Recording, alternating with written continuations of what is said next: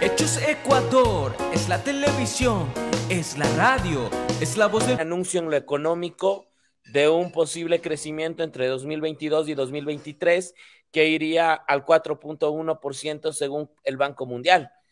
Pero esa cifra del Banco Mundial dista mucho de lo que establece el propio Fondo Monetario Internacional unos 5 días atrás. Parecería que el Banco Mundial le ayudó a hacer los deberes a Lazo para generar una proyección de crecimiento económico, pues que no lo vemos en realidad. El Fondo Monetario Internacional habla de un crecimiento del 2.8%, pero ese crecimiento del 2.8% tiene un efecto macroeconómico de rebote. Es más o menos como cuando uno lanza la pelota desde el quinto piso y evidentemente antes de caer y antes de estabilizarse, siempre va a volver o va a propender a que la pelota rebote, ¿no? Entonces ese rebote económico que viene después del COVID es lo que se aparenta o se trata de decir que sería un crecimiento económico. Según el Fondo Monetario, no más allá del 2.8 y el día de ayer Lazo lo acaba de anunciar al 4.1. El Banco Central dice hablaba de 2.2 o 2.1, entonces hay incertidumbre de cómo está el manejo macroeconómico del país. Eso creo que es un primer dato fundamental. Tenemos una economía completamente estancada, ¿no? Tenemos una economía básicamente donde las fuentes de empleo no han subido o no han podido dar una solución. El pleno empleo en este momento, según datos del propio gobierno, data de 85,000 nuevos puestos, pero al paso que va, no va a cumplir la propuesta de 500,000 de empleos que propuso para los próximos 4 años, pero tenemos también en ese sentido una ausencia de inversión extranjera en el Ecuador y parte de la ausencia de inversión extranjera en el Ecuador es la falta de seguridad jurídica. Como un inversionista pues va a venir acá al Ecuador cuando las normas, las leyes van cambiando a cada rato, cuando no hay una certeza sobre el tema judicial y cuando el tema de inseguridad también ahuyenta la inversión extranjera. Si a eso le suman las cifras de desempleo, una nula reactivación económica y una idolatría, diría yo, una idolatría hacia creer que el Estado se puede administrar como un banco donde se optimizan las utilidades y todo lo que significaría ahorro del Estado está en la cuenta en Suiza, en una cuenta en Suiza, en lugar de dinamizar la economía, entonces vamos viendo que el ciclo económico se va volviendo cada vez más pesado, cada vez más denso, cada vez más lento, y eso es lo que tenemos en este momento. En lugar de inyectar capital para el consumo, las medidas económicas y tributarias han hecho que la gente más bien deje de consumir y eso tiene un efecto adverso para la economía ecuatoriana. La solución del déficit fiscal es del afianzamiento de una teoría macroeconómica neoliberal, ¿no? Yo creo que ahí, insisto, el tema de esta idolatría hacia lo que significa básicamente el ahorro, el ahorro entre comillas, o los fondos o el tener provisiones guardadas en lugar de invertir socialmente, es lo que plantea un tema de déficit, pero finalmente ese déficit termina siendo mentiroso porque hay cero inversión en lo social, hay cero inversión en lo que tiene que ver con infraestructura y me parece que uno de los pecados que tiene en este momento Guillermo Lazo es seguir, y su equipo, es seguir creyendo en esa falacia de que al Estado se lo administra como una empresa, porque el Estado tiene que invertir, tiene que garantizar derechos y no puede ser la optimización del capital lo que en este momento prime, sino la garantía de los derechos de las y los ecuatorianos. Está comenzando a hacer caso a aquellas voces cercanas a Romo, ¿no? ¿Por qué? Porque en marzo del 2019 Lenín Moreno dijo lo mismo, ¿no? Que la tormenta ya había pasado y que estamos camino rumbo a la reactivación económica. Entonces,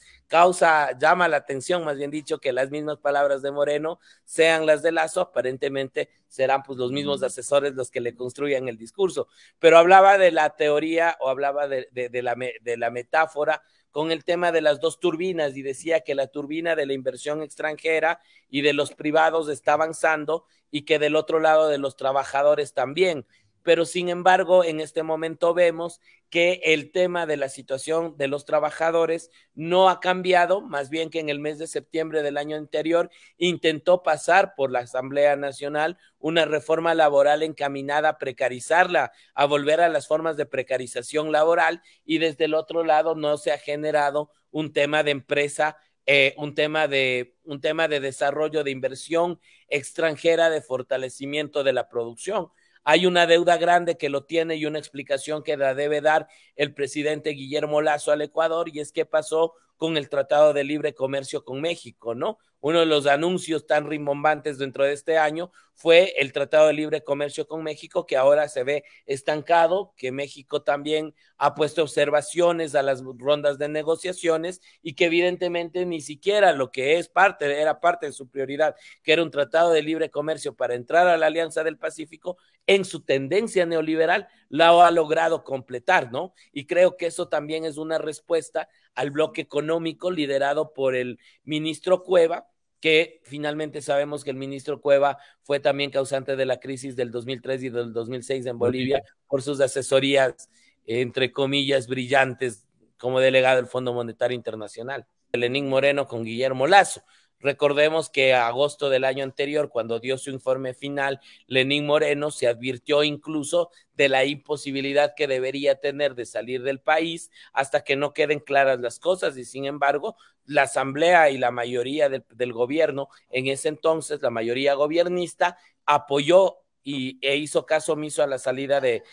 expresidente Lenín Moreno. Pero ¿de qué nos sorprende en este momento si el manejo de las propuestas de Lenín Moreno era evidente que iban a tener inconsistencias, porque llegó con un proyecto político de Alianza País en ese momento, y a partir de la traición giró su proyecto político hacia las manos del Fondo Monetario, regresó a ver al norte y recibiendo órdenes del norte es como nos gobernó, ¿no? Solo las inconsistencias, sino si de esas inconsistencias o de esos incumplimientos se desprende responsabilidad administrativa, civil, penal, y seguir las acciones correspondientes. Ojalá la Contraloría actúe con la premura con la que actúa cuando se trata de perseguir al correísmo, que prácticamente es una competencia entre quienes militamos en la Revolución Ciudadana, de saber quién tiene más o menos glosas en Contraloría, porque se ha convertido en un deporte nacional de persecución política. Pero lo segundo, si nos sorprendemos de las inconsistencias,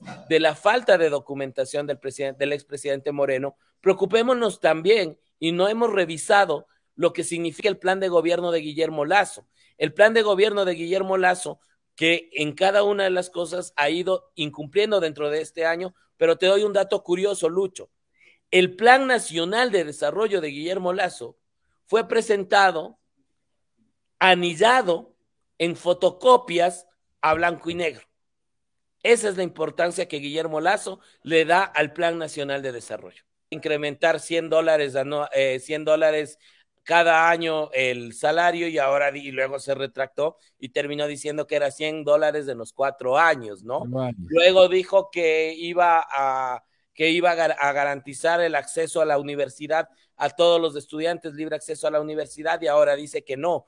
es posible porque hay un número limitado de cupos. Dijo el tema de las unidocentes y ahora resulta que no son 1,000, solo son 100, y resulta que el caso emblemático ya no es la Lorenza, sino es Anthony, y Anthony quiere ser presidente de la República, y con el orgullo con el que presenta la apertura de una escuela unidocente, que sabemos las negligencias, las dificultades y lo que significa en cuanto a calidad de educación una escuela unidocente, ¿no? Hemos vuelto a la década de los 90, y ahí también un anuncio adicional, dijo que iba a invertir $70 millones